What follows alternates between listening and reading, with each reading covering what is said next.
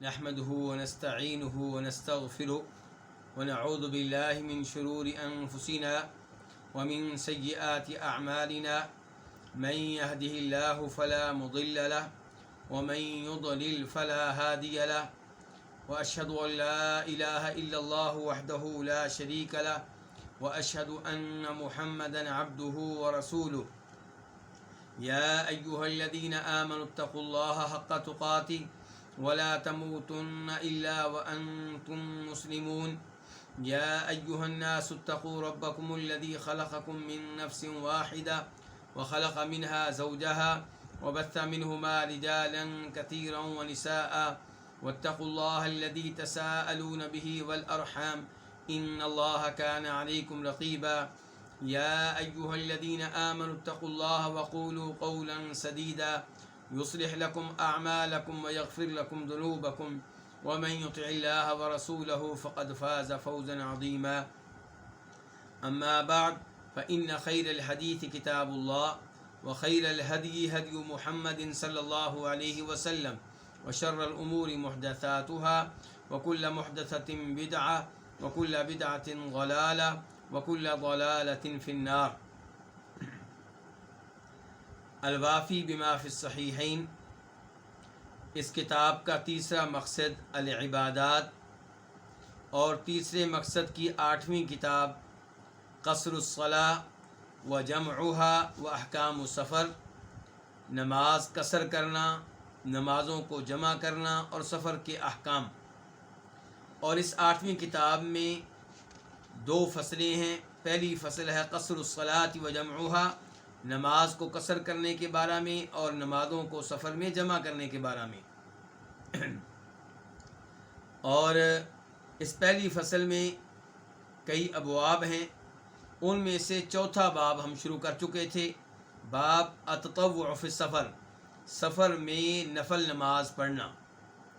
اور اس ضمن میں حدیث نمبر 586 بھی ہم پڑھ چکے تھے کہ حفص بن عاصم بن عمر بن خطاب کہتے ہیں کہ عبداللہ بن عمر رضی اللہ عنہما نے سفر کیا تو کہنے لگے کہ میں نے نبی علیہ الصلوۃ والسلام کی معیت اختیار کی تو میں نے آپ کو سفر میں سنتے پڑھتے ہوئے نہیں دیکھا۔ یسبح کا لفظی معنی ہوتا ہے نفل نماز ادا کرنا، لیکن یہاں پہ مراد کیا ہے؟ سنتے، وہ نمازیں جو فرض نماز سے پہلے یا بعد میں متصل ادا کی جاتی ہیں۔ وقال اللہ جل ذکرہ، عبداللہ بن عمر نے پہلے یہ بیان کیا کہ میں نے نبی علیہ الصلوۃ والسلام کو سفر میں سنتے ادا کرتے ہوئے نہیں دیکھا، اور پھر یہ کہا کہ اللہ تعالیٰ کہتے ہیں لقد کان لکم فی رسول اللہ اسوۃ حسنہ، کہ یقیناً تمہارے لیے اللہ کے رسول علیہ الصلوۃ والسلام کی ذات میں اسوۃ حسنۃ بہترین نمونہ ہے، یعنی کہ آپ کی ذات تمہارے لیے بہترین نمونہ ہے، آپ بہترین آئیڈیل ہیں۔ تو عبداللہ بن عمر کہتے ہیں کہ میں نے اللہ کے رسول کو سفر میں سنتے پڑھتے ہوئے نہیں دیکھا، اور اللہ تعالیٰ کہہ رہے ہیں کہ اللہ کے رسول تمہارے لیے آئیڈیل ہیں، یعنی کہ ان کی پیروی کرو، ان کی اقتداء کرو۔ تو جب آپ نے سنتے نہیں پڑھی تو ہمیں بھی چاہیے کہ ہم سفر میں سنتے نہ پڑھیں۔ تو سفر میں سنتے ادا کرنا یہ آپ کی سنت اور آپ کا طریقہ نہیں ہے، سوائے فجر کی سنتوں کے، کیونکہ صحیح حدیث سے ثابت ہے کہ فجر کی سنتیں آپ ادا کیا کرتے تھے، سفر میں بھی ادا کرتے تھے۔ اسی حدیث کے ضمن میں جو ہم پڑھ چکے تھے اور آج بھی پڑھ لی ہے، مزید اضافہ ہے مسلم شریف میں۔ چنانچہ اس کتاب کے رائٹر کہتے ہیں والی مسلم، اور مسلم میں ہے ان حفص بن عاصم، حفص بن عاصم سے روایت ہے، وہی راوی جو اوپر ہیں۔ قال، وہ کہتے ہیں صحبت ابن عمر فی طریق مکہ، میں نے عبداللہ بن عمر کی صحبت اختیار کی، ان کی معیت اختیار کی مکہ کے راستے میں۔ مکہ کا سفر تھا تو میں ان کا ساتھی بنا۔ اور یہ حفص بن عاصم اور عبداللہ بن عمر کا آپس میں کیا تعلق ہے؟ چچا بھتیجا کا۔ کیا تعلق ہے؟ چچا بھتیجا کا تعلق ہے۔ قال، تو وہ کہتے ہیں، کون؟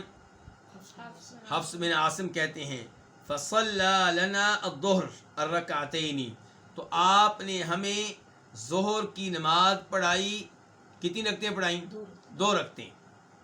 ثم اقبل واقبلنا معه، پھر وہ آگے بڑھے، کون؟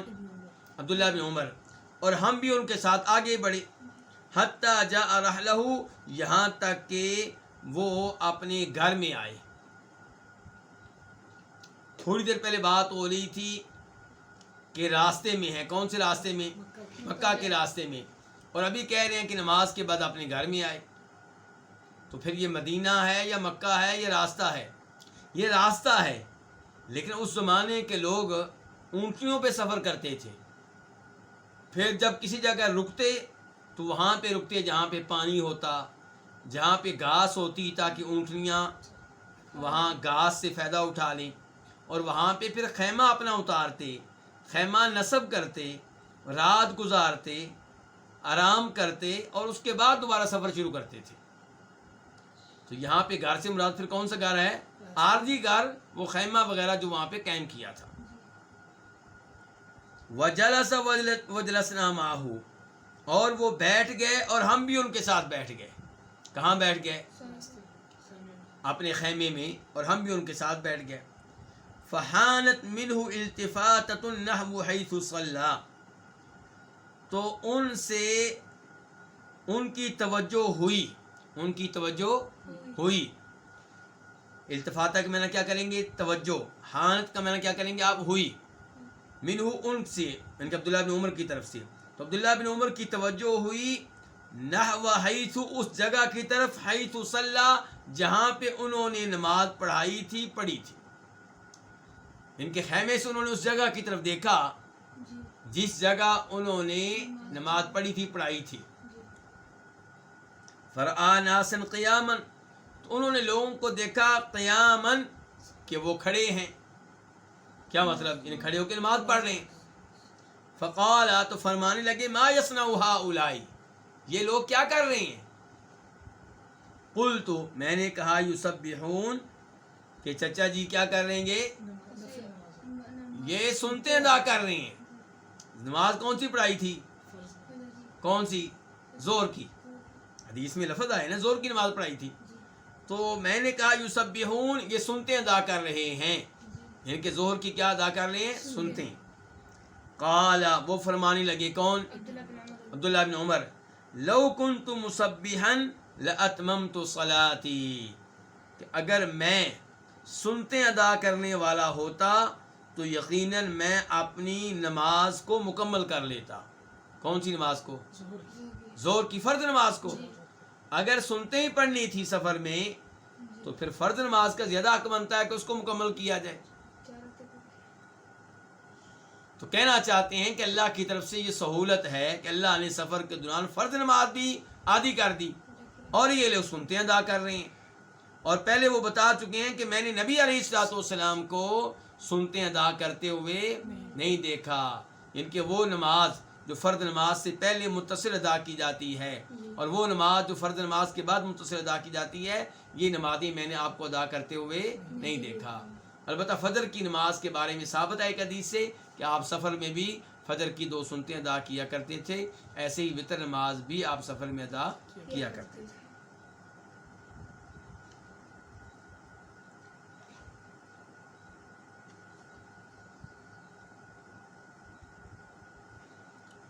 اس کے بعد اب ہم آتے ہیں 5ویں باب کی طرف۔ باب التطوع فی السفر علی الدواب۔ پہلا باب تھا، باب نمبر 4 جو بھی ہم پڑھ کر فارغ ہوئے ہیں، وہ باب کیا تھا؟ سفر میں نفل نماز ادا کرنا۔ اور اب 5واں باب کیا ہے کہ سفر میں نفل نماز جانوروں پہ ادا کرنا، اونٹنی پہ بیٹھے ہوئے ادا کرنا، گھوڑی پہ بیٹھے ہوئے ادا کرنا، گدھے پہ بیٹھے ہوئے ادا کرنا، اس بارے میں یہ باب ہے۔ اور موجودہ زمانے میں موٹر سائیکل پہ بیٹھے ہوئے، آپ موٹر سائیکل سوار کے پیچھے بیٹھے ہوئے ہیں، آپ گاڑی میں بیٹھے ہوئے ہیں، آپ سائیکل پہ بیٹھے ہوئے ہیں پیچھے کسی کے، تو کیا اس حالت میں آپ نفل نماز ادا کر سکتے ہیں اپنی سواری پہ، بس میں، ٹرین وغیرہ میں؟ حدیث نمبر 587 587 قاف، اس حدیث کے بیان کرنے پہ اتفاق ہے کس کس کا؟ امام بخاری کا اور امام مسلم کا۔ عن ابن عمر قال، جناب عبداللہ بن عمر رضی اللہ عنہ سے روایت ہے، وہ کہتے ہیں کان النبی صلی اللہ علیہ وسلم یصلی فی السفر علی راحلتہ حیث توجہت بہ یومی ایماء صلاۃ اللیل الا الفرائض، کہ نبی صلی اللہ علیہ وسلم سفر میں اپنی سواری پہ نماز پڑھا کرتے تھے، سفر میں اپنی سواری پہ نماز پڑھا کرتے تھے، اپنی اونٹنی پہ نماز پڑھا کرتے تھے، حیث توجہت بہ، جہاں جدھر بھی اس کا چہرہ ہوتا، کس کا؟ سواری کا، یعنی کہ آپ اس موقع پہ قبلے کا خیال نہیں کرتے تھے. کیوں؟ کیونکہ آپ سواری پہ کون سی نماز پڑھتے تھے؟ نفل نماز، فرض نہیں پڑھتے تھے آپ. اور نفل نماز جب آپ سفر میں پڑھیں، سواری پہ چلتے ہوئے پڑھیں، تو پھر قبلے کے معاملے میں آپ کے لیے تخفیف ہے، آپ کے لیے نرمی ہے. قبلے کی طرف منہ کرنا ممکن ہو تو الحمدللہ، ممکن نہ ہو تو پھر جدھر بھی سواری کا منہ ہو، جدھر بھی آپ بیٹھے ہو منہ کر کے سواری پہ، ادھر آپ نفل نماز ادا کر سکتے ہیں. عبداللہ بن عمر فرماتے ہیں کہ نبی علیہ الصلوۃ والسلام سفر میں اپنی سواری پہ نماز ادا کرتے تھے، حیث توجہت بہ، جدھر بھی وہ آپ کا رخ کر دیتی، جدھر بھی وہ آپ کا کون؟ سواری. یومی ایماء، اب سوال پیدا ہوتا ہے ابھی اونٹنی پہ آپ پھر رکوع کیسے کرتے ہوں گے؟ اونٹنی سے تو آدمی گر سکتا ہے رکوع کرتے ہوئے، اور رکوع کے بعد کھڑے کیسے ہوتے ہوں گے؟ گر سکتا ہے. تو کہتے ہیں یومی ایماء، آپ سفر میں اپنی سواری پہ نماز پڑھتے تھے، جدھر بھی وہ آپ کا رخ کر دیتی، اس حال میں کہ آپ اشارہ کرتے. نماز کیسے پڑھتے؟ اشاروں سے. کیسے نماز پڑھتے تھے؟ اشاروں سے. صلاۃ اللیل، کون سی نماز پڑھتے تھے جی؟ رات کی نماز، تہجد کی نماز، رات کا قیام. یعنی کہ سنتے تو آپ سفر میں ادا نہیں کرتے تھے سوائے فجر کی سنتوں کے، لیکن عام نوافل آپ ادا کرتے تھے سفر میں، بلکہ سواری پہ ادا کرتے تھے، تہجد کی نماز ادا کرتے تھے. الا الفرائض، لیکن فرائض آپ فرض نماز آپ ادا نہیں کرتے تھے. کس پہ؟ سواری پہ. فرض نماز زمین پہ اتر کے ادا کرتے تھے، کیونکہ قبلے کا مسئلہ ہے، قیام کا مسئلہ ہے، کھڑے ہو کے نماز پڑھنی چاہیے، اور اس قسم کے دیگر امور ہیں. اس لیے فرض نماز آپ کیسے پڑھتے تھے؟ زمین پہ اتر کر. وَيُوتِرُ عَلَى رَاحِلَتِهِ، اور آپ وتر نماز پڑھ لیا کرتے تھے علی راحلتی، اپنی سواری پہ. اس سے دو چیزیں معلوم ہوئیں. نمبر ایک کہ وتر نماز کی اہمیت، کہ وتر نماز آپ سفر میں بھی ترک نہیں کرتے تھے. نمبر دو پتہ چلا کہ وتر نماز کی اتنی اہمیت ہونے کے باوجود یہ نماز واجب یا فرض نہیں ہے، بلکہ کیا ہے؟ نفل نماز ہے. اسی لیے تو آپ ادا کر لیتے تھے کس چیز کے اوپر؟ سواری پہ. پاک و ہند میں عام طور پہ علماء کرام کیا فتویٰ دیتے ہیں کہ وتر نماز کیا ہے؟ واجب ہے. اور یہاں پہ بلکہ یہ بھی بتا دوں، آپ ماشاءاللہ پڑھے لکھے لوگ ہیں، آپ کے پاس کی معلومات ہونی چاہیے کہ فرض اور واجب میں کیا فرق ہے. ہمارے نزدیک فرض اور واجب میں کوئی فرق نہیں ہے، اور ہمارے پاک و ہند کے عام طور پہ علماء فقہ حنفی سے تعلق رکھتے ہیں، تو وہ فرض اور واجب میں فرق کرتے ہیں. کیا فرق ہے جی؟ کہتے ہیں فرض وہ چیز ہے جس کو اللہ نے ضروری قرار دیا ہو، جس کا آرڈر کس نے دیا ہو؟ اللہ نے قرآن میں. اور واجب وہ چیز ہے جس کا آرڈر نبی علیہ الصلوۃ والسلام نے دیا ہو، جس کو نبی علیہ الصلوۃ والسلام نے واجب قرار دیا ہو. تو گویا کہ اللہ کے رسول میں کیا کیا گیا ہے؟ فرق کیا گیا. اور واقعی اللہ کے رسول میں فرق ہے. لیکن اللہ کے رسول علیہ السلام جو آرڈر دیتے ہیں وہ کدھر سے آتا ہے؟ وما ينطق عن الهوى ان هو الا وحی یوحى. نبی علیہ الصلوۃ والسلام اپنی ذاتی خواہش سے بات نہیں کرتے. آپ دین کی جو بات کرتے ہیں وہ اللہ کی طرف سے کیا ہوتی ہے؟ وحی ہوتی ہے. تو جو آپ جس چیز کو واجب قرار دے رہے ہیں وہ کس کی طرف سے ہے؟ وہ اللہ کی طرف سے ہے. اب بتائیے فرض اور واجب کا فرق ٹھیک ہے؟ غلط ہے، یہ درست نہیں ہے. تو بہرحال پاک و ہند میں علماء کرام عام طور پہ وتر کی نماز کو کیا کہتے ہیں؟ واجب. صحیح بات یہ ہے کہ اس کی اہمیت تو بہت زیادہ ہے، لیکن یہ واجب نہیں ہے. اور واجب نہ ہونے کے دلائل میں سے ایک دلیل یہ حدیث ہے جو ہم نے پڑھی ہے کہ آپ وطر نماز سواری پہ ادا کرتے تھے، جب عبداللہ بن عمر کہہ رہے ہیں کہ آپ سواری پہ نمازیں ادا کر لیتے تھے لیکن فرض نماز سواری پہ ادا نہیں کرتے تھے، تو پتہ چلا کہ وطر کی نماز فرض یا واجب نہیں ہے۔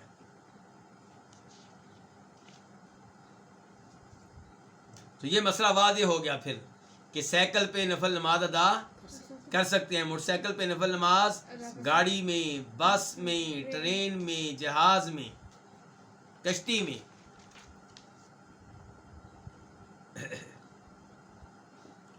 بلکہ میرے وہ دوست احباب جو درس سن رہے ہیں ان کو چاہیے کہ اس چیز کو عام کریں، یعنی کہ آپ ٹرین میں بیٹھے نماز پڑھا کریں، الا یہ کہ آپ کو نقصان پہنچنے کا خطرہ ہو، آپ کسی ایسی جگہ پہ رہتے ہیں جہاں پہ نماز آپ پڑھیں گے تو لوگ آپ کے دشمن بن جائیں گے، وہ الگ معاملہ ہے۔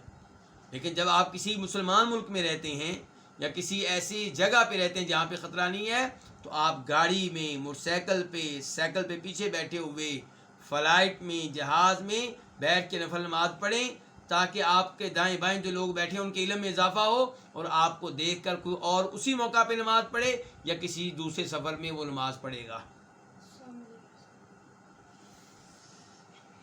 اب آتے ہیں باب نمبر 6 کی طرف۔ باب الجمع بین الصلاتین فی السفر، سفر میں دو نمازوں کو جمع کرنا یہ کیسا ہے؟ پاک و ہند میں عام طور پہ فتویٰ یہ دیا جاتا ہے کہ سفر میں دو نمازوں کو جمع کرنا درست نہیں ہے۔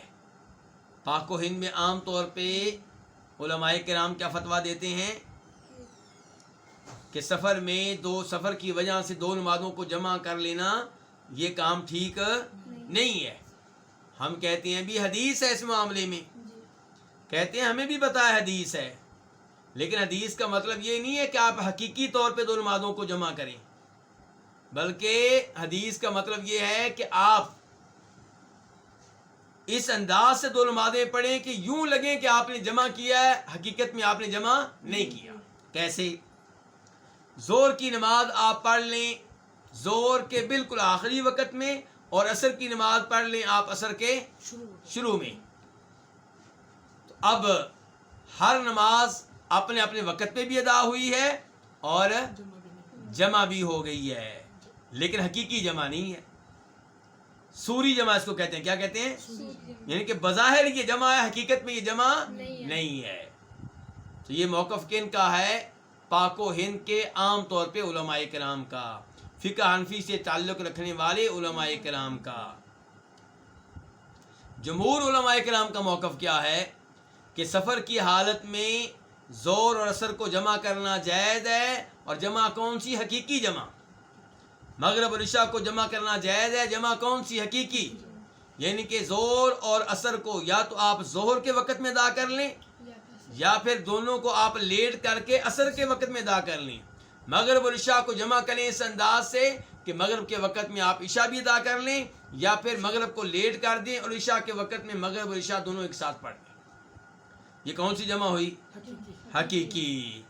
تو جب صحابہ کرام بتا رہے ہیں کہ نبی علیہ السلام نے دو نمازوں کو جمع کیا تو ہمیں اس سے کون سا معنی مراد لینا چاہیے؟ حقیقی کا یا سوری کا؟ حقیقی معنی مراد لینا چاہیے۔ اگر سوری ہوتی تو صحابہ کرام واضح کر دیتے بھئی لوگوں کو لگا ہے جمع، حقیقت میں جمع تھی نہیں۔ اور دوسری گزارش یہ ہے کہ سفر میں نماز جمع کرنے کی سہولت شریعت نے آسانی کرنے کے لیے دی ہے یا مشقت میں ڈالنے کے لیے؟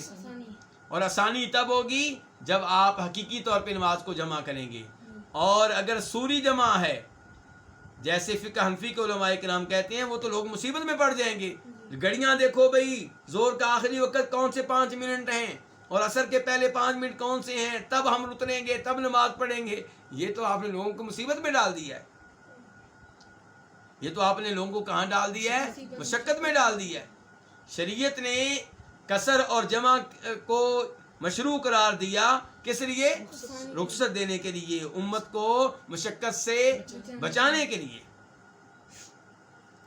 اچھا، اب ایک تیسرا موقف بھی ہے، وہ کہتے ہیں سفر میں نماز جمع کرنا جائز ہے لیکن اس وقت جب کہ سفر جاری ہو، جب آپ کسی جگہ رک گئے ہیں تو اب نماز قصر تو آپ کر سکتے ہیں، جمع نہیں کر سکتے کیونکہ اب آپ رک گئے ہیں۔ جمع کب کر سکتے ہیں؟ جب آپ کا سفر جاری ہو۔ تو صحیح موقف کیا ہے؟ صحیح موقف یہ ہے کہ سفر میں دو نمازوں کو مطلق طور پہ جمع کرنا جائز ہے۔ حقیقی طور پہ جمع کرنا، جمع تقدیم یا جمع تاخیر۔ تقدیم کا معنی کیا ہوتا ہے؟ پہلے کر لینا، یعنی کہ زور کے وقت میں اگر آپ عصر کی نماز پڑھ لیں تو یہ جمع تقدیم ہے، اور اگر آپ عصر کے وقت میں زور کی پہلے اور پھر عصر کی پڑھیں تو یہ کیا ہوگی؟ جمع تاخیر۔ مغرب کے وقت میں اگر آپ عشاء کی بھی ساتھ پڑھ لیں یہ کیا ہوگی؟ جمع تقدیم۔ اور اگر آپ مغرب کو لیٹ کر کے عشاء کے وقت میں پہلے مغرب کی پڑھیں بعد میں عشاء کی، کیا ہوگی؟ جمع تاخیر۔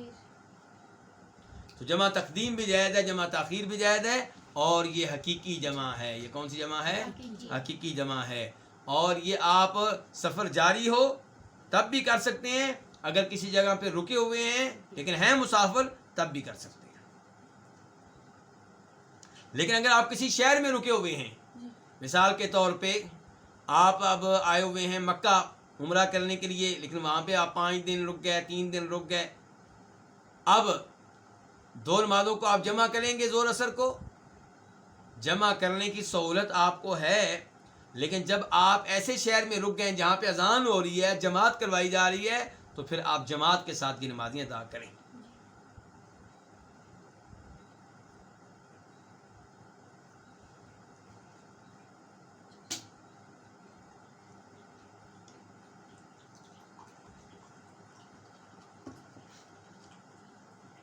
حدیث نمبر 588 588 خا۔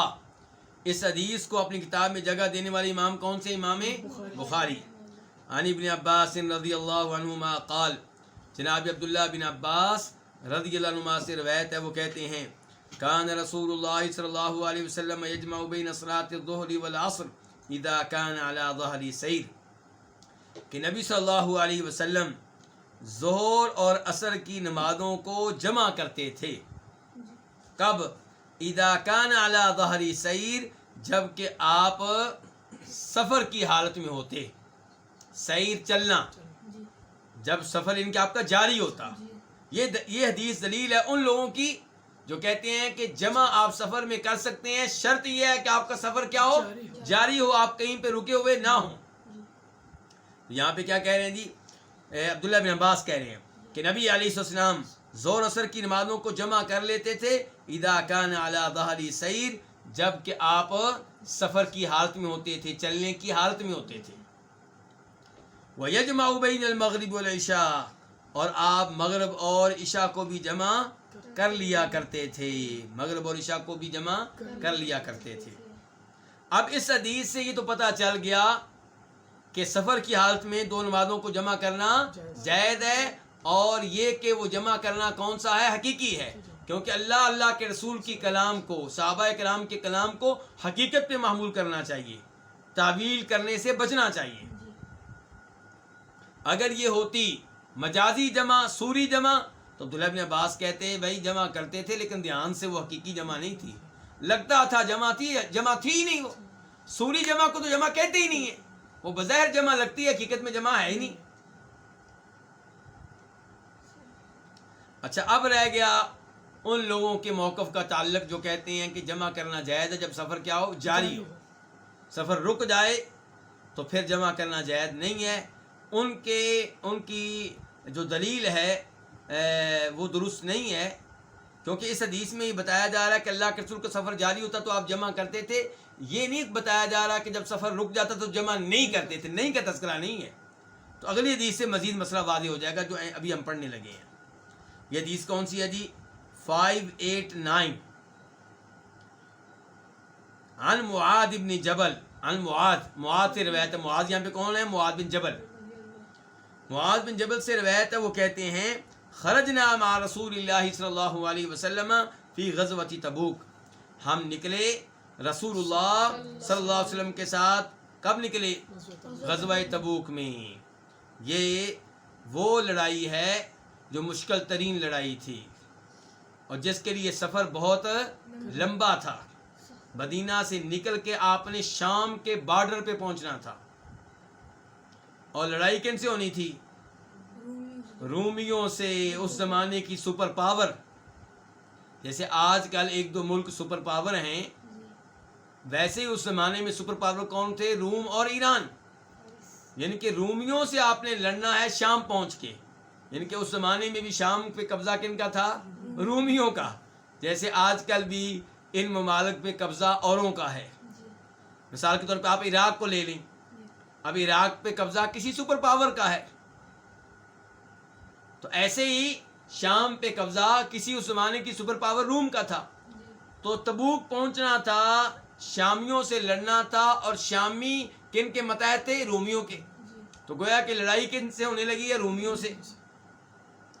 تو سپر پاور سے لڑائی، اور لمبا ترین سفر، گرمیوں کے ایام، سواریاں میسر نہیں، مدینہ میں فصل تیار ہو چکی ہے.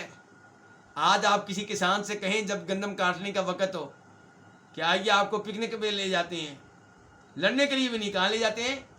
پکنک کے لیے، اور پیسہ بھی سارا آپ کا ہم برداشت کریں گے. کیا وہ جائے گا آپ کے ساتھ؟ وہ کہے گا دفع ہو جاؤ، میری یہ پورے سال کی کمائی ہے، یہ فصل میں کاٹوں گا، میری بیگم بچے بھی کھائیں گے، پورا سال میں یہ کھجوریں بیچ کر جو ہے وہ مال کماؤں گا، اور ہمارا پورے سال کا گزارا ہوگا، میں کیسے پکنک منانے کے لیے چلا جاؤں؟ تو آپ دیکھیں کہ یہ غزوہ تبوک جو ہے یہ بڑی مشکل لڑائی تھی. اسی لیے اس لڑائی میں منافق ننگے ہو گئے تھے. پہلے تو وہ مسلمانوں کے ساتھ ملے رہتے تھے، لیکن یہاں پہ اتنا لمبا سفر کون کرے؟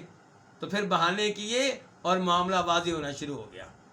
تو بہرحال معاذ بن جبل کہتے ہیں کہ ہم نبی علیہ السلام کے ساتھ نکلے کس لڑائی میں؟ غزوہ تبوک میں. فکان یصلی الظہر والعصر جمیعا، تو آپ ظہر اور عصر کی نماز ادا کرتے تھے جمیعاً، ایک ساتھ. ان کو جمع کر لیتے تھے، ظہر عصر کو کیا کر لیتے تھے؟ جمع کر لیتے تھے. والمغرب والعشاء جمیعاً، اور مغرب اور عشاء کی نماز بھی آپ ایک ساتھ ادا کرتے تھے. اب ہم نے اس حدیث کو دلیل بنانا ہے جو ابھی پڑھی ہم نے، اس بات کی کہ سفر رکا ہوا ہو تو تب بھی آپ نماز جمع کر سکتے ہیں. تو کیا یہ حدیث دلیل بن رہی ہے؟ فی الحال نہیں بن رہی. اس کو دلیل بنانے کے لیے تھوڑی سی محنت کرنا پڑے گی، اور محنت یہ ہے کہ جب مسلم شریف آپ کھولیں گے، حدیث نمبر جیسا کہ یہاں بریکٹ میں لکھا ہوا آخر میں میم 706 706، جب آپ یہ مسلم شریف کھولیں گے تو وہاں پہ اس حدیث کی کئی روایتیں ہیں، اور ایک روایت میں تفصیل آئی ہے. اس میں تفصیل کے ساتھ معاذ بن جبل کہتے ہیں، یہی صحابی انہی کی حدیث، کہ نبی علیہ الصلوۃ والسلام خارجہ، آپ نکلے. کہاں سے نکلے ہوں گے؟ گھر سے. تبوک میں کون سا گھر تھا؟ عارضی گھر. کون سا گھر؟ عارضی گھر سے نکلے، خیمے سے نکلے. خیمے سے نکلے، اس کا مطلب کیا سفر رکا ہوا ہے کہ جاری ہے؟ رک گیا تھا. تو نکلے، فصل الظہر والعصر جمیعا، تو آپ نے ظہر اور عصر کی نماز جمع کر کے پڑھائی. ثم داخلہ، پھر آپ داخل ہو گئے. کہاں؟ ثم خرج بعد ذلك، پھر بعد میں نکلے. فصل المغرب والعشاء جمیعا، تو پھر آپ نے مغرب عشاء کی نماز جمع کر کے پڑھائی. امام شافعی کہتے ہیں لو جی یہ حدیث ہماری دلیل ہے کہ سفر رک بھی جائے لیکن آپ ہوں مسافر تو آپ کو نمازیں جمع کرنے کی اجازت ہے. تبوک میں صحابہ کرام کتنے دن رکے رہے تھے؟ تقریباً 20 دن. 20 دن رکے رہے تھے دشمن کے انتظار میں. دشمن کو جرأت نہیں ہوئی مسلمانوں کے سامنے آنے کی. تو یہ وہاں کی صورتحال بتا رہے ہیں معاذ بن جبل کہ وہاں پہ مسلسل یہ نمازیں جمع ہوتی رہی ہیں، جبکہ سفر کیا تھا؟ رکا ہوا تھا. چلیں اس کے بعد قال ابو الطفیل، ابو الطفیل کہتے ہیں، ابو الطفیل اچانک کہاں سے آ گئے بھائی؟ حدیث کے راوی کون تھے؟ معاذ بن جبل. حدیث کے راوی کون تھے؟ یہ عظیم صحابی ہیں. معاذ بن جبل سے اس حدیث کو نقل کرنے والے بھی ایک صحابی ہیں، ابو الطفیل. ابو الطفیل عامر بن واثلہ.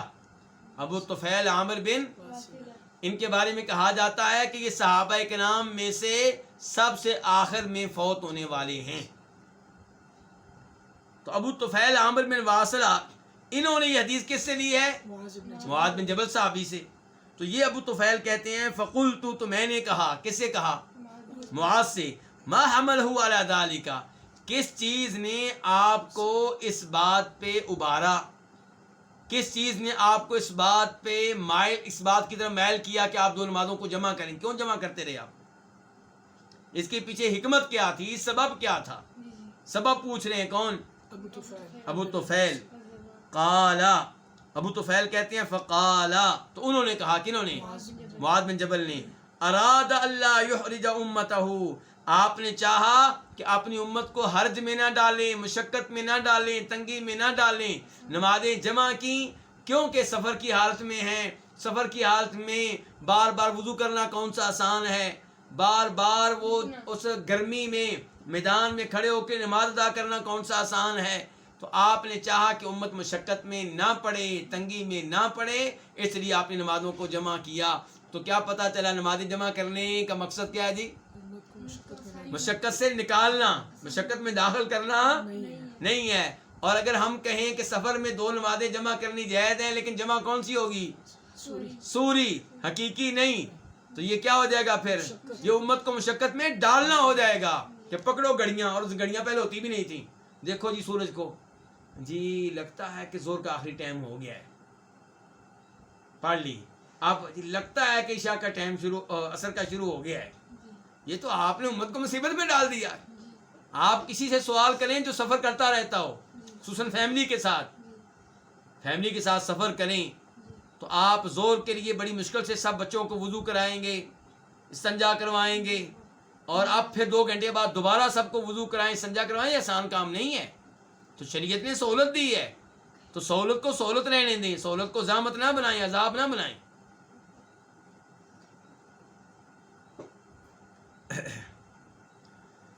اس کے بعد باب نمبر 7، باب الجمع بین الصلاتین فی الحضر۔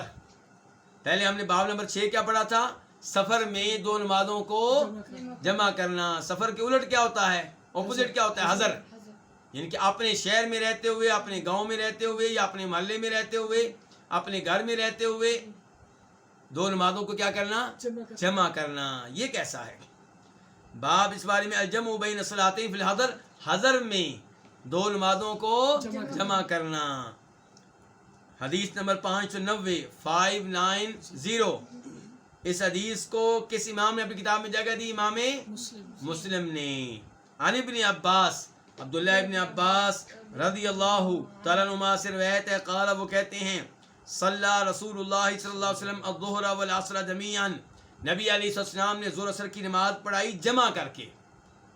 آپ نے ظہر اثر کی نماز پڑھائی ایک ساتھ، والمغرب والعشاء جمیعا، اور مغرب عشاء کی نماز پڑھائی ایک ساتھ۔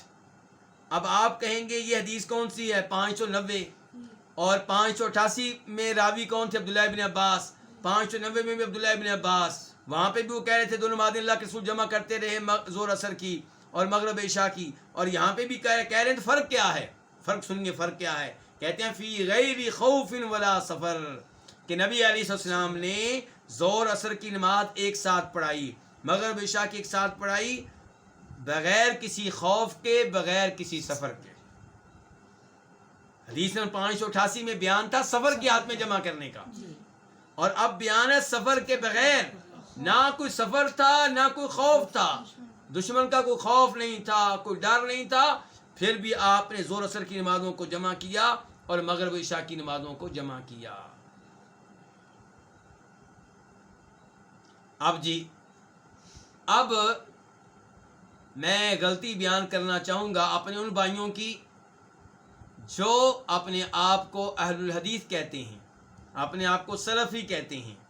ان میں سے کئی ایسے ہیں، سب نہیں، ان میں سے کئی ایسے ہیں جو جب چاہتے ہیں اپنے شہر میں رہتے ہوئے، اپنے محلے میں رہتے ہوئے ظہر اثر کو جمع کر لیتے ہیں، مغرب عشاء کو جمع کر لیتے ہیں۔ پوچھا جائے کیوں؟ کہتے ہیں حدیث ہے آپ کے سامنے، عبداللہ ابن عباس کہتے ہیں اللہ کے رسول نے ظہر اثر کی نماز جمع کی، مغرب عشاء کی جمع کی، نہ کوئی سفر تھا، نہ کوئی خوف تھا، ان کے مدینہ میں جمع کی، تو اللہ کے رسول نے جمع کی تو ہم بھی جمع کریں گے، حدیث ہمارے پاس ہے۔ تو کیا یہ موقف ٹھیک ہے؟ جواب یہ کہ موقف ٹھیک نہیں ہے۔ آپ قرآن اور حدیث کو ایک ساتھ لے کر چلیں گے۔ قرآن کہہ رہا ہے ان الصلاۃ کانت علی المؤمنین کتابا موقوتا، کہ مومنوں پہ فرض ہے کہ نماز پڑھیں اور وقت مقررہ پہ پڑھیں.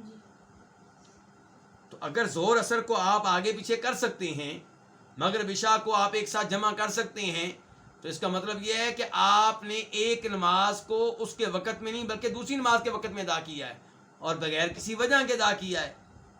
تو قرآن کہہ رہا تھا کہ وقت پہ ادا کرنا فرض ہے، تو حدیث سے آپ نے نتیجہ نکالا، نکلتا نہیں ہے، آپ نے نکالا کہ بغیر کسی وجہ کے بھی دو نمازوں کو جمع کرنا جائز ہے، جبکہ یہ نتیجہ کیا ہے؟ غلط ہے. تو پھر کیا ہے جی صحیح موقف؟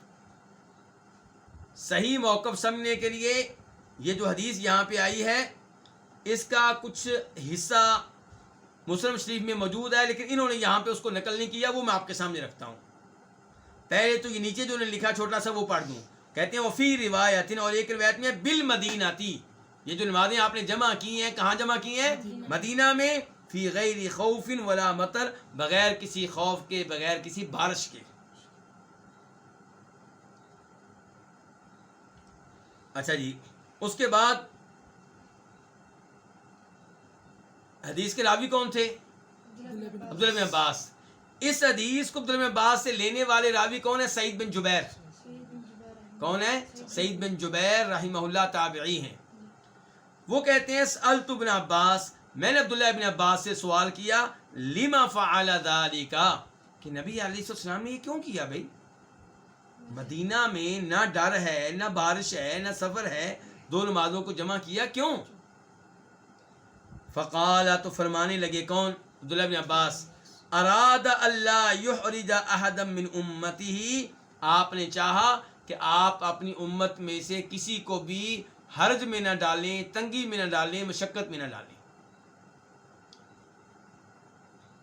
اب ان الفاظ سے آپ ایک درست نتیجہ بھی نکال سکتے ہیں، غلط نتیجہ بھی نکال سکتے ہیں. غلط نتیجہ آپ یہ نکال سکتے ہیں کہ اللہ کے رسول نے اسی لیے کیا ہے تاکہ کوئی تنگ نہ ہو، دو نمازوں کو جب جمع کرنا چاہیں کر لیں، ظہر اثر کو، مغرب عشاء کو. لیکن یہ مفہوم جب آپ اخذ کریں گے تو یہ قرآن کی اس آیت کے خلاف ہو جائے گا جو کہہ رہی ہے کہ نماز وقت مقررہ پہ کیا ہے؟ فرض ہے. اور اس حدیث کا، عبداللہ بن عباس کے الفاظ کا دوسرا مفہوم کیا ہے کہ جب بھی کوئی ایسی مجبوری ہو جس مجبوری میں اگر آپ نماز اپنے اپنے وقت پہ ادا کریں گے تو آپ مصیبت میں پڑ جائیں گے، مشقت میں پڑ جائیں گے، تنگی میں پڑ جائیں گے. اس مصیبت کے موقع پہ، اس پریشانی کے موقع پہ، اس تنگی کے موقع پہ، اس عذر کے موقع پہ آپ جمع کر سکتے ہیں، ورنہ آپ جمع نہیں کر سکتے، بغیر وجہ کے جمع نہیں کر سکتے. گویا کہ یہ حدیث دلیل ہو گئی اس چیز کی کہ اگر سفر کے علاوہ کوئی عذر ہو، بارش کے علاوہ کوئی عذر ہو، دشمن کے خوف کے علاوہ کوئی معقول عذر ہو تو پھر بھی آپ نماز جمع کر سکتے ہیں، لیکن عذر کے بغیر نہیں. عذر کے بغیر میں آپ کو چند مثالیں دیتا ہوں. ہمارے پاس ایک ڈاکٹر صاحب آتے ہیں، وہ کہتے ہیں جی مجھے مسئلہ بتائیں. کیا مسئلہ ہے جی؟ کہتے ہیں میں مریضوں کے کئی دفعہ لمبے لمبے آپریشن کرتا ہوں. آپریشن تھیٹر میں مثال کے طور پہ میں داخل ہوتا ہوں زور کے بعد، اور مجھے آپریشن تھیٹر سے نکلنے کا موقع نہیں ملتا مغرب سے پہلے. کب ملتا ہے؟ مغرب کے بعد. اب ہم ان کو فتویٰ دیں گے کہ آپ ان دو نمازوں کو جمع کر لیں، زور کے ساتھ ہی آپ اثر پڑھ لیں. کیوں؟ تاکہ وہ مشقت میں نہ پڑیں، تاکہ وہ تنگی میں نہ پڑیں. لیکن عذر معقول ہے کہ نہیں ہے؟ اگر ہم ان کو اجازت نہیں دیں گے جمع کرنے کی تو ان کی نماز کیا ہو جائے گی؟ قضا ہو جائے گی. بہت بڑا سبب ہے، چھوٹا سبب نہیں ہے. ایسے ہی ان احادیث میں کیا برف باری کا تذکرہ آیا ہے؟ بارش کا تذکرہ آ گیا ہے. کیا برف باری کا تذکرہ آیا ہے؟ تو ہم سے روس کا مسلمان پوچھتا ہے، روسی ریاستوں کا، کیونکہ یہ ٹھنڈے علاقے میں برف باری کثرت سے ہوتی ہے. انگلینڈ کا کوئی مسلمان پوچھتا ہے، وہاں پہ بھی برف باری ہوتی ہے، اور برف باری کا معاملہ تو بارش سے بھی شدید ہے. تو وہ کہتا ہے بھی ہمیں بتائیں کہ ہم دو نمازیں جمع کر سکتے ہیں. تو ہم کیا کہیں گے؟ کر سکتے ہیں، کیونکہ اگر ہم اس کو اجازت نہیں دیں گے تو وہ کس میں پڑ جائے گا؟ مشقت میں، تنگی میں، حرج میں پڑ جائے گا. اور اس کا عذر معقول ہے کہ غیر معقول ہے؟ معقول ہے. تیسری مثال آپ لے لیں. ہمارے پاس ایک طالب علم آتا ہے، وہ کہتا ہے جی میرا امتحان ہے، ایگزام ہے میرا، کس کا؟ کوئی بھی ایگزام ہے کسی بھی مرحلے کا، تو میرا ایگزام جو ہے مجھے وہاں داخل کر دیا جائے گا دن کے 12 بجے. کب داخل کر دیا جائے گا؟ 12 بجے. اور مجھے نکلنے کا جب موقع ملے گا تب عصر ہو چکی ہوگی. اب بتائیے میں زور کی نماز کا کیا کروں؟ تو اب بتائیے، یہاں پہ اگر آپ فتویٰ دیتے ہیں کہ زور کی نماز کو وقت پہ ادا کرو تو وہ پھر کہے گا ٹھیک ہے میں امتحان چھوڑ دیتا ہوں. امتحان چھوڑے گا تو وہ مصیبت میں پڑے گا کہ نہیں پڑے گا؟ وہ اس امتحان کے ذریعے جاب لینا چاہتا ہے، کل کو ڈاکٹر بننا چاہتا ہے، اور آپ نے کہہ دیا کہ نماز کو وقت پہ ادا کریں تو ٹھیک ورنہ نہیں. اب اس کی جاب گئی. اور یہ کوئی روز کا معمول نہیں ہے، کبھی کبھی ایسا ہوتا ہے. تو عذر معقول ہے یا نہیں؟ تو ہم کہیں گے تم ایسا کرو کہ امتحان دو، اور جب تم نکلو گے تو عصر کی نماز کا وقت شروع ہو چکا ہوگا. پہلے تم زور کی نماز پڑھ لینا، بعد میں تم عصر کی نماز پڑھ لینا. تو پھر اس حدیث کا صحیح مفہوم کیا ہے؟ عبداللہ ابن عباس کی الفاظ بتا رہے ہیں، آخری الفاظ، کہ آپ نے چاہا کہ امت حرج میں نہ پڑے. یہ الفاظ بتا رہے ہیں کہ نبی علیہ السلام نے جب یہ نمازیں جمع کی تھی مدینہ میں رہتے ہوئے تو عبداللہ ابن عباس کہتے ہیں نہ عذر سفر کا تھا، نہ بارش کا تھا، نہ خوف کا تھا. اس کا مطلب ہے کوئی اور عذر تھا. ایسا نہیں ہے کہ عذر کے بغیر یہ نمازیں جمع کی ہیں، کوئی عذر تھا، کوئی عذر تھا. اچھا جی، اب یہاں پہ ایک اور مسئلہ بھی واضح ہو جائے کہ عبداللہ ابن عباس نے کہا ہے کہ آپ نے یہ نمازیں جمع کی مدینہ میں رہتے ہوئے جب کہ سفر نہیں تھا. یعنی کہ سفر میں تو 2 نمازیں جمع کرنی کیا ہے؟ جائز ہیں، لیکن اس موقع پہ سفر نہیں تھا اور بارش بھی نہیں تھی. اس کا مطلب یہ ہے کہ بارش کی وجہ سے 2 نمازیں جمع کرنی جائز ہیں. اور خوف بھی نہیں تھا، اس کا مطلب یہ ہے کہ خوف کے موقع پہ 2 نمازیں جمع کرنی جائز ہیں. مثال کے طور پہ کسی گاؤں میں مسلمان رہتے ہیں اور کافروں نے اس گاؤں کا محاصرہ کر لیا ہے. کسی محلے میں مسلمان رہتے ہیں، وہاں پہ دائیں بائیں کافر رہتے ہیں، انہوں نے ان کا محاصرہ کر رکھا ہے. اب ان میں سے ہو سکتا ہے کوئی جذباتی مسلمان کہے جی ہم نکلیں گے باہر، ہم جناب نماز کو وقت پہ پڑھیں گے، دیکھا جائے گا کیا ہوگا. بھائی اللہ نے آپ کو سہولت دی ہے، اگر زور کی نماز کا وقت ہو چکا ہے تو کوئی بات نہیں، آپ انتظار کر لیں، آپ اس کو عصر کے ساتھ جمع کر سکتے ہیں. باہر نکلنے کی کیا ضرورت ہے، آپ گھر میں ادا کر لیں. اور پھر آپ کہتے ہیں پانی نہیں ہے تو آپ تیمم کر لیں. اپنی جان بچائیں، دوسرے مسلمان بھائیوں کی جان بچائیں اور لوگوں کو آزمائش میں مبتلا نہ کریں. تو بارش اگر ہو رہی ہو تو زیادہ تر احادیث سے کیا ثابت ہے کہ بارش کے موقع پہ مؤذن کیا کہہ دے اذان میں کہ نماز گھروں میں ادا کر لو. تو بارش کے موقع پہ نماز گھر میں ادا کی جا سکتی ہے، اور یہی کچھ واضح طور پہ ثابت ہے نبی علیہ الصلوۃ والسلام سے. لیکن بارش کی وجہ سے 2 نمازوں کو جمع کرنے کی بھی گنجائش ہے. آپ مسجد میں گئے ہیں زور کی نماز پڑھنے، بارش ہو رہی ہے تو ساتھ ہی وہاں پہ آپ عصر کی نماز پڑھ لیتے ہیں، تو انشاءاللہ اس میں کوئی حرج نہیں ہے. دلیل یہی حدیث عبداللہ ابن عباس کی، وہ کہہ رہے ہیں کہ آپ نے مدینہ میں 2 نمازیں جمع کی جبکہ نہ سفر کا عذر تھا نہ بارش کا. اس کا مطلب ہے کہ بارش سے معقول عذر ہے جمع کرنے کے لیے. اور پھر صحابہ کرام سے ثابت ہے، عبداللہ بن عمر وغیرہ سے، کہ یہ اپنے زمانے کے حکمرانوں کی قیادت میں بارش کی وجہ سے 2 نمازیں جمع کرتے رہے ہیں.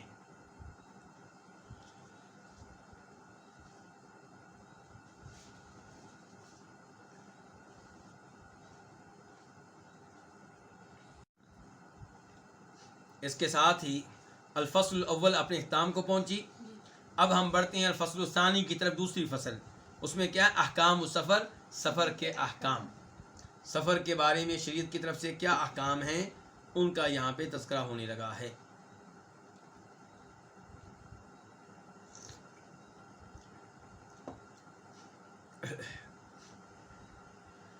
باب نمبر 1، باب السفر قطعۃ من العذاب. سفر جو ہے وہ عذاب کا ایک حصہ ہے. سفر جو ہے قطعۃ حصہ ہے، کس کا؟ عذاب کا. سفر میں عذاب ہوتا ہے؟ جی ہاں، سفر عذاب ہے. عذاب کس کو کہتے ہیں؟ جس میں آپ کو تکلیف پہنچے. اور کیا سفر میں آپ کو وہ راحت ملتی ہے جو گھر میں ملتی ہے؟ سفر میں آپ ہیں آپ کو وہ واش روم نہیں مل رہا جس واش روم کو آپ استعمال کرنا چاہتے ہیں. مثال کے طور پہ کوئی آدمی استعمال کرتا ہے وہ واش روم جس میں کرسی کی طرح بیٹھتے ہیں, اس کو کرسی کے بغیر واش روم میں قضاء حاجت کرنے کی عادت نہیں ہے, تو اس کو تو مصیبت پڑ جاتی ہے. اور جو اس پہ بیٹھتا ہے سادہ یعنی کہ واش روم میں, اس کو اگر آپ اس واش روم پہ بٹھا دیں جو کرسی کی طرح ہوتا ہے تو اس کو وہاں مصیبت پڑ جاتی ہے. یہ میں ایک مثال دے رہا ہوں. آپ آ جائیں جناب, اور پھر ہاں اگر سفر جاری ہے تو راستے میں واش روم ہوں گے, ہو سکتا ہے وہاں پہ لائنیں لگی ہوئی ہوں, ہو سکتا ہے واش روم اندر سے صاف ستھرا نہ ہو, بدبو آ رہی ہو, تو یہ عذاب ہے کہ نہیں ہے. کھانا آپ کی مرضی کا نہیں مل رہا, حالانکہ ہو سکتا ہے آپ شوگر کے مریض ہوں یا مریض نہیں ہے, تب بھی وہ کھانا جو آپ کھانا چاہتے ہیں, معیاری کھانا جس میں آئل اچھا استعمال کیا گیا ہو, مرچ مسالہ زیادہ نہ ہو. کہنے کا مطلب ہے کہ یہ سب چیزیں جو ہوتی ہیں آپ کی مرضی کے مطابق نہیں ہوتی, ایک ایک چیز پہ آپ کو تکلیف ہو رہی ہوتی ہے. تو سفر کیا ہے پھر؟ سفر میں آپ کی نیند پوری نہیں ہوتی. جس طرح آپ گھر میں آرام سے سوتے ہیں ایسے وہاں نہیں سو پاتے. جیسا پانی آپ پینا چاہتے ہیں ویسا پانی سفر میں نہیں ملتا, جیسا کھانا آپ کھانا چاہتے ہیں وہ نہیں ملتا. تو اس لیے سفر کیا ہے, یہ عذاب کی ایک حصہ ہے. چلیں جی, حدیث نمبر 591 قاف. اس حدیث کے بیان کرنے پہ اتفاق ہے کس کا؟ امام بخاری کا اور امام مسلم کا. عن ابی ہریرہ رضی اللہ عنہ عن النبی صلی اللہ علیہ وسلم قال.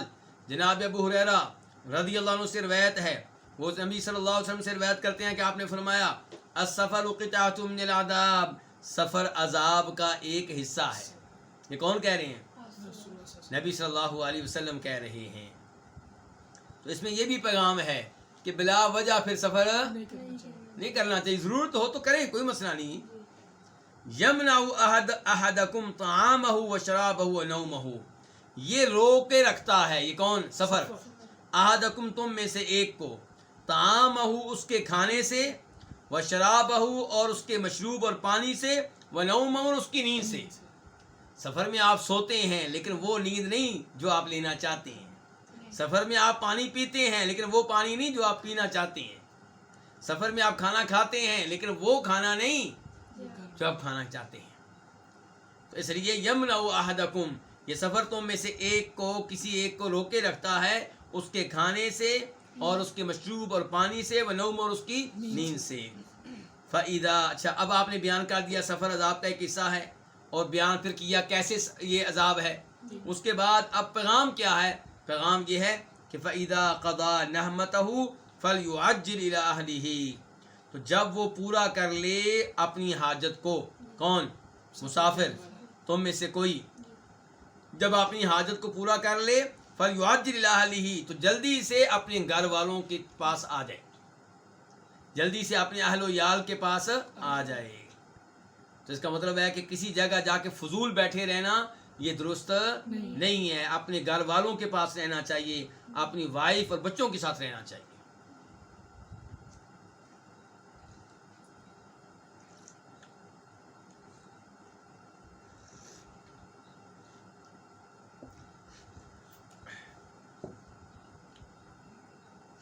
ایک روایت نہیں بلکہ ایک حدیث میں یہ الفاظ آئے ہیں کہ جب تم میں سے کوئی حج کر لے, یہاں پہ تو یہ نا جب تم میں سے کوئی اپنی حاجت پوری کر لے, اور ایک حدیث میں الفاظ آئے ہیں کہ جب تم میں سے کوئی کیا کر لے, حج کر لے, تو وہ واپس جلدی سے آ جائے. کہاں؟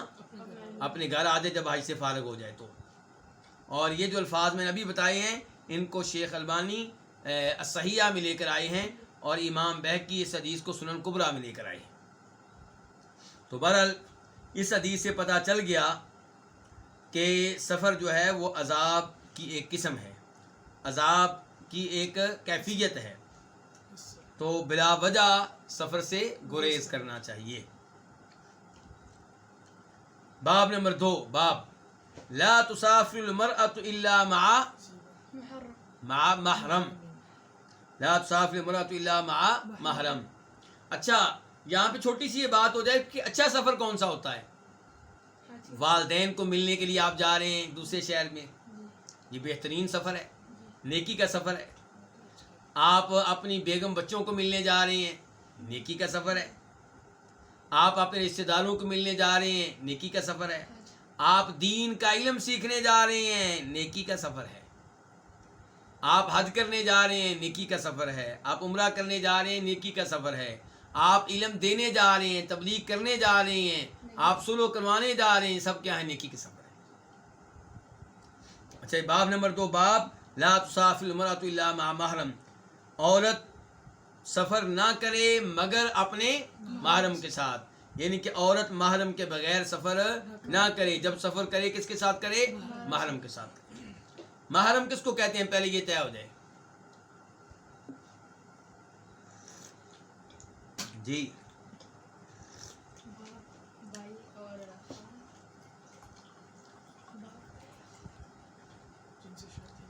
محرم اس مرد کو کہتے ہیں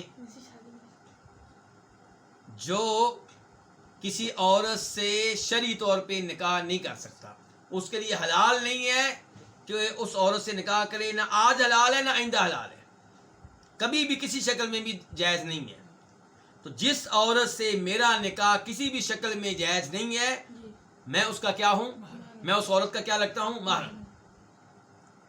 مثال کے طور پہ میری والدہ، میری بیٹیاں، میری بہنیں، میری سگی بھتیجیاں، میری سگی بانجیاں، میں سگی کا لفظ بول رہا ہوں، تو اور ایسے کیا میری سگی ساس، میری سگی خالہ، میری سگی پھوپھو،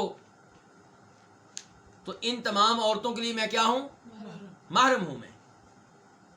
تو کہا جا رہا ہے کہ عورت کے لیے سفر کرنا جائز نہیں ہے مگر کس کے ساتھ؟ عورت جب بھی سفر کرے اس کے ساتھ کوئی ایسا مرد ہو جس سے اس کا نکاح کبھی بھی کسی بھی شکل میں جائز نہیں ہے۔ تو دیور کے ساتھ سفر کر سکتی ہے، دیور سے نکاح جائز ہے، دیور سے تو نکاح جائز نہیں ہے۔ لیکن جب خامن فوت ہو جائے تو پھر دیور سے جائز ہے کہ نہیں جائز؟ پھر جائز ہے۔ اس کا مطلب یہ ہے کہ دیور محرم نہیں ہے۔ میں لفظ بار بار بول رہا ہوں، محرم وہ مرد ہے جس سے عورت کا نکاح کبھی بھی کسی بھی شکل میں جائز نہیں ہے۔ تو دیور کیا ہے پھر عورت کا؟ محرم نہیں ہے۔ جیٹھ محرم نہیں ہے، بہنوئی محرم نہیں ہے، یہ کزن وغیرہ جو ہوتے ہیں یہ محرم نہیں ہوتے۔ تو ان کے ساتھ عورت کا سفر کرنا پھر جائز ہے؟ جائز نہیں۔ ہاں اگر عورت کے ساتھ اس کا باپ بھی ہے اور ساتھ ساتھ دیور بھی ہے، کوئی مسئلہ نہیں۔ عورت کے ساتھ اس کا خاوند ہے اور ساتھ ساتھ خاوند کا بھائی دیور جیٹھ ہے، کوئی مسئلہ نہیں۔ یعنی کہ سفر اس کے ان دونوں کے ساتھ مل کر کرنا کوئی مسئلہ نہیں ہے۔ باقی پردہ وغیرہ کے مسائل الگ ہیں، فی الحال میں ان کے بارے میں گفتگو نہیں کر رہا۔ وہ الگ مسئلہ ہے کہ سفر میں یہ دیور کے ساتھ جڑ کے نہیں بیٹھے گی۔ ایسا نہیں ہوگا کہ موٹر سائیکل پہ آگے خاوند بیٹھا ہے اور پیچھے دیور بیٹھا ہے اور ساتھ عورت بیٹھی ہے، یہ تو غلط ہے۔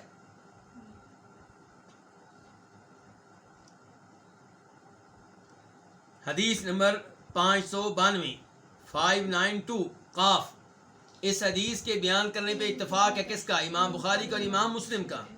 عن ابن عمر رضی اللہ عنہما، جناب عبداللہ بن عمر رضی اللہ عنہما سے روایت ہے، وہ روایت کرتے ہیں کس سے؟ نبی صلی اللہ علیہ وسلم سے، کہ آپ نے فرمایا لا تسافر المرأة ثلاثا الا مع ذی محرم، کہ عورت کوئی بھی عورت سفر نہ کرے ثلاثا 3 دنوں کا۔ کون سا سفر؟ 3 دنوں کا، مگر کس کے ساتھ؟ کسی محرم کے ساتھ۔ کہ اگر سفر ہو 3 دنوں کا تو اسے یہ سفر کسی نہ اکیلے کرنے کی اجازت ہے، نہ اکیلے کرنے کی اجازت ہے، اور نہ اس شکل میں جائز ہے کہ جب اس کے ساتھ محرم نہ ہو۔ جب بھی سفر کرے اس کے ساتھ یا خامد ہو یا کون ہو، کوئی نہ کوئی محرم ہو، یہ مطلب ہے اس حدیث کا۔ لیکن کون سا سفر ممنوع ہے؟ 3 دن کا۔ اس کا مطلب ہے 2 دن کا ہو تو وہ کیا ہے؟ وہ جائز ہے۔ 1 دن کا ہو تو وہ کیا ہے؟ جائز ہے۔ لیکن اتنی جلدی نہ آپ یہ مسئلہ سیکھیں، اگلی حدیث کا انتظار کریں۔ کیا کریں؟ اگلی حدیث کا انتظار کریں، پھر مسئلہ مزید واضح ہوگا۔ حدیث نمبر کون سی ہے؟ آئندہ حدیث 593 593 قاف، اس حدیث کے بیان کرنے پہ اتفاق ہے کس کا؟ امام بخاری کا، امام مسلم کا۔ عن ابی ہریرہ رضی اللہ عنہ قال قال النبی صلی اللہ علیہ وسلم لا يحل لامرأة تؤمن بالله واليوم الآخر ان تسافر مسیرۃ یوم ولیلۃ لیس معها حرمۃ.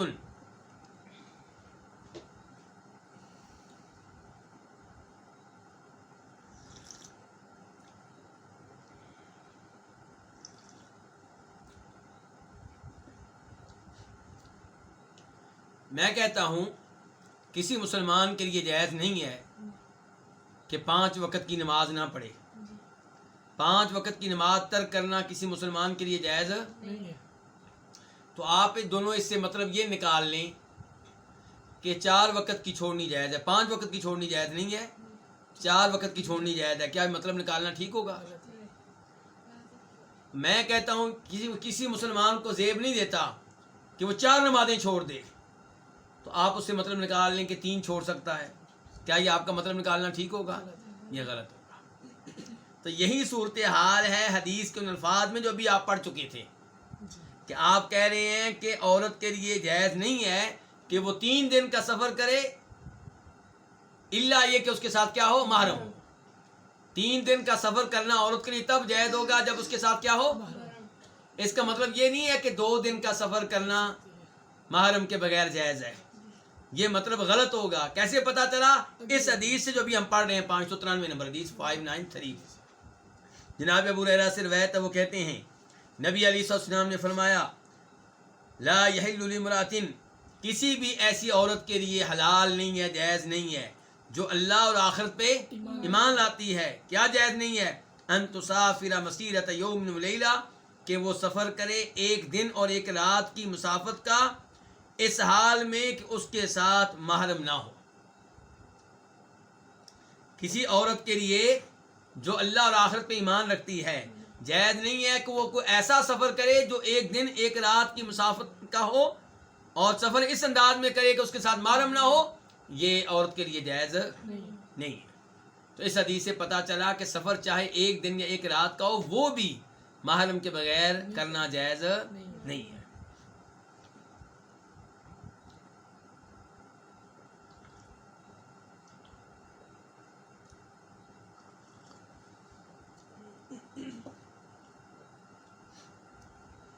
اب آج کل کئی لوگ کہتے ہیں کہ جی میری وائف نے سفر کیا ہے پاکستان سے سعودیہ کا, انڈیا سے سعودیہ کا, بنگلہ دیش سے سعودیہ کا, ترکی سے سعودیہ کا, اور وہ تو 5 گھنٹے کا تھا. اور اللہ کے رسول علیہ السلام نے عورت کو محرم کے بغیر اس سفر سے روکا ہے جو کتنا ہو, 1 دن اور 1 رات کا ہو. لیکن غور کیجئے آپ نے کیا کہا ہے. آپ کہہ رہے ہیں کسی عورت کے لیے حلال نہیں ہے جو اللہ اور آخرت پہ ایمان لاتی ہے کہ وہ سفر کرے. کون سا سفر؟ وہ سفر جو 1 دن اور 1 رات کا ہے. کون سا سفر جو 1 دن اور 1 رات کا ہو سکتا ہے میرا گھوڑا تیز ہو اور آپ کا سست ہو, میری اونٹنی تیز اور آپ کی سست ہو. پھر معیار کون ہے؟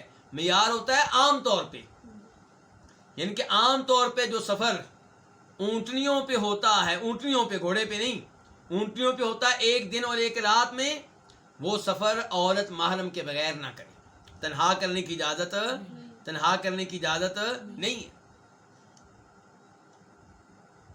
1 دن 1 رات کا سفر کتنا ہوتا ہے؟ مدینہ سے بدر جانا, مدینہ سے کہاں جانا, یہ 1 دن اور 1 رات کا سفر ہے. مدینہ سے بدر جانا اونٹنی پہ کون سا سفر ہے یہ؟ کیونکہ مدینہ سے مکہ جب جاتے تھے نبی علیہ السلام تو سفر کتنے دنوں کا ہوتا تھا؟ 7 دن کا, 8 دن کا, 7 دن کا یا 8 دن کا. تو بدر کا اندازہ جو ہے وہ 1 دن اور 1 رات کا ہے. تو بدر اور مدینہ فاصلہ کتنا ہے؟ تقریباً 155 کلومیٹر. تقریباً کتنا؟ 100. تو اس کا مطلب یہ ہے کہ 155 کلومیٹر کا جو سفر ہے وہ عورت محرم کے بغیر نہ کرے. محرم کے بغیر, اگر اس سے ہلکا سفر ہے, اگر کیا اس سے, یعنی کہ مثال کے طور پہ مدینہ کے قریب کسی جگہ جا رہی ہے کہاں جا رہی؟ مدینہ کے قریب قریب کسی جگہ جا رہی ہے تو وہ اکیلی گاڑی اپنی ڈرائیو کرتے ہوئے جا رہی ہے، جائز ہے. یا وہ چند عورتوں کے ساتھ جا رہی ہے، کوئی بھی مرد درمیان میں نہیں ہے، جائز ہے. یا وہ اس طرح جا رہی ہے کہ آگے ڈرائیور مرد ہے، ساتھ جو بیٹھا ہے وہ بھی مرد ہے، اور پیچھے 3 عورتیں بیٹھی ہیں، اگرچہ مرد اس کے کچھ نہیں لگتے، اس کے محرم نہیں ہیں، جائز ہے. کیا ہے یہ؟ لیکن یہ جائز نہیں ہے کہ گاڑی میں وہ ہو اور ایک غیر مرد، دونوں تنہا ہوں بس. سفر کرنے کا مسئلہ اور ہے، کسی مرد کے ساتھ تنہائی میں بیٹھنا یہ مسئلہ اور ہے. یہ تو اپنے گھر میں بھی جائز نہیں ہے جو کہ سفر نہیں ہوتا. کیا عورت اپنے گھر میں، گھر کے کسی روم میں اپنے کزن کے ساتھ علیحدگی میں بیٹھ سکتی ہے؟ نہیں بیٹھ سکتی. دیور کے ساتھ بیٹھ سکتی ہے علیحدگی میں؟ نہیں بیٹھ سکتی. جیٹ کے ساتھ بیٹھ سکتی ہے؟ نہیں بیٹھ سکتی. بہنوئی کے ساتھ بیٹھ سکتی ہے؟ نہیں بیٹھ سکتی. مجھے امید ہے کہ مسئلہ واضح ہو چکا ہوگا. تو اعتبار جو ایک دن ایک رات کا ہے، یہ نبی علیہ السلام کے زمانے کے لحاظ سے ہے. اور آج کل لوگ یہ عام طور پہ سوال کرتے ہیں، جی میں اپنی وائف کو مثال کے طور پہ دلی سے بٹھا دوں گا، دلی ایئرپورٹ سے بٹھا دوں گا، کس پہ؟ جہاز پہ. جدہ اترے گی تو اس کا بھائی وہاں پہ موجود ہوگا، وہ اس کو لے لے گا، کوئی خطرہ ہی نہیں ہے. پہلی بات یہ ہے کہ خطرہ ہو یا نہ ہو، خطرہ ہو یا نہ ہو، شریعت نے اس سے روک دیا، رک جانا چاہیے. اور خطرہ ہوتا ہے، ضروری نہیں کہ ہر دفعہ ہو. شیخ البانی رحمہ اللہ نے اس مسئلے پہ گفتگو کی ہے. وہ کہتے ہیں جی لوگ کہتے ہیں خطرہ نہیں ہے. انہوں نے پھر بتایا کہ فلاں موقع پہ ایک عورت کو ایسے ہی ایک فلائٹ پہ بٹھا دیا گیا، جہاز پہ بٹھا دیا گیا، اور جہاز جو ہے وہاں پہ نہیں جا سکا جہاں پہ وہ عورت جا رہی تھی. اسے کسی وجہ سے کسی اور کنٹری میں، کسی اور ملک میں، کسی اور شہر کے ایئرپورٹ پہ اترنا پڑ گیا. اب کیا ہوا؟ اس ایئرپورٹ کی انتظامیہ نے ان مسافروں کو کمرے الاٹ کیے، رہائش کے لیے کمرے دیے. اب کمرے انہوں نے کس ترتیب سے دیے؟ انہوں نے دیکھا کہ سیٹ نمبر 1 2 3 مثال کے طور پہ یہ تینوں ایک روم میں، اور اس کے بعد وہ روم ہے جس میں صرف 2 بیڈ ہیں، تو وہاں پہ کون رہیں گے؟ مسافر سیٹ نمبر 4 اور 5. ان کو کیا لگے کہ مرد ہیں کہ عورت ہیں، کون ہے کون نہیں. تو اس طرح کر کے اس عورت کو اور ایک غیر مرد کو ایک روم میں جمع کر دیا گیا، اور وہاں پہ عورت نے کافی دیر تک اس مرد سے بچنے کی کوشش کی. بالآخر اس کی باتوں میں آ گئی اور گناہ کا ارتکاب کر بیٹھی. تو کہنے کا مطلب یہ ہے کہ اللہ تعالیٰ سچے ہیں، اللہ کے رسول علیہ السلام سچے ہیں، اور ہم غلط ہیں. شریعت کے اوپر صحیح معنوں میں عمل کریں، اسی میں خیر ہے. اور پھر دیکھیں الفاظ، دیکھیں نبی اسلام فرما رہے ہیں جو اس عورت کا اللہ اور آخرت پہ ایمان ہے وہ میری یہ بات مانے گی.